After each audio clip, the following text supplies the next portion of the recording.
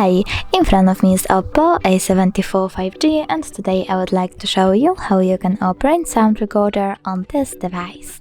Firstly, find Tools folder and tap on it. Then you need to click on Recorder, tap Agree and Continue, choose Allow, and tap on this red button to start your recording. If you want to pause it or unpause it, click on the same red button.